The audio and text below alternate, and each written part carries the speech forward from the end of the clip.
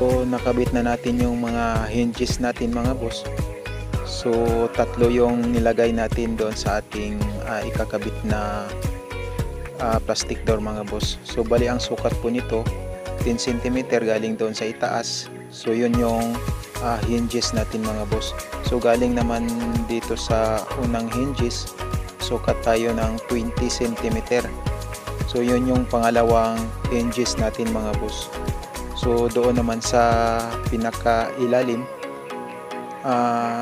susukat tayo ng 20 cm galing doon sa ating pinakailalim. So paakyat 20 cm.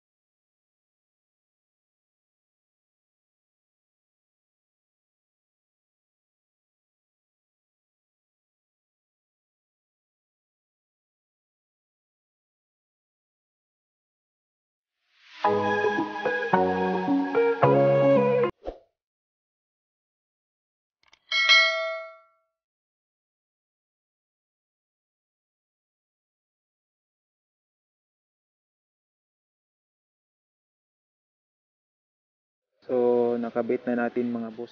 Ito po yung sa loob, no, nalagyan na natin ng harang kahoy para hindi lalabas yung halo, no, pag ating ibinato mga boss. So dapat may harang. Ang maganda nito mga boss, yung ganitong klasing pag ah, kabit ng plastic door, kahit ilalagay mo yung pinaka flash door niya, hindi ka mahihirapan mga boss. At naglagay tayo ng 2x2 na kahoy para masiguro natin na hindi gagalaw yung ating door jamb. At pinako natin doon sa ating wall mga boss. So para mas matibay. Ganun din sa ibaba, naglagay tayo ng 2x2 na kahoy para hindi gagalaw yung ating jamb mga boss. At ipinako natin sa ating flooring. So sa ganitong paraan po mga boss ng pagkabit ng ating plastic door, hindi na kailangan gagamit pa ng bar level o hose level mga boss, kasi nakikita na natin yung tamang level. So sa pagitan ng door jamb at sa pagitan ng ating flash door mga boss. So nakikita na natin yung tamang hulog dahil sa gap ng ating door jamb at saka sa ating flash door mga boss. Sa pagkabit ng plastic door mga boss, napakahalaga po nito. Kasi ito yung gagamitin natin pangharang, pang support doon sa ating door jam mga boss. So ang purpose po nito mga boss, para hindi bumigay yung ating door jam pag nilagyan na natin ng halo. Bali, tatlo lang yung kailangan natin. Isa doon sa pinakaitaas at isa sa gitna at doon naman sa pinakailalim mga boss. So bali, tatlo lang yung kailangan natin na ilagay.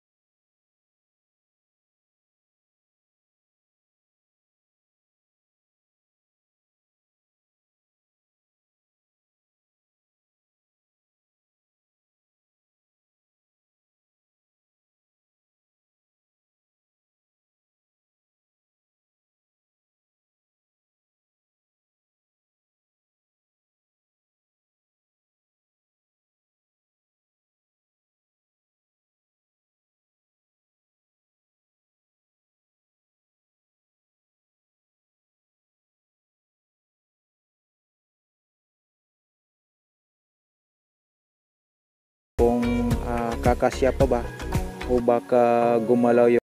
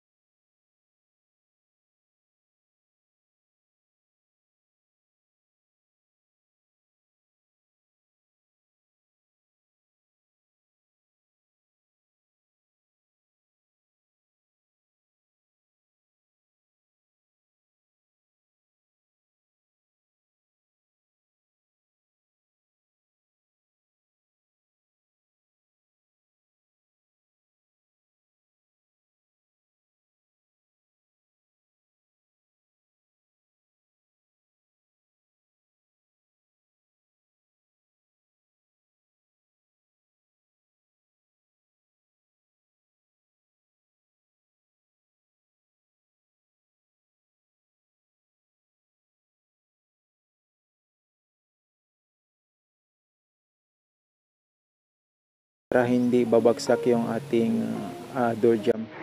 Kasi mabigat na din yung karga niya mga boss.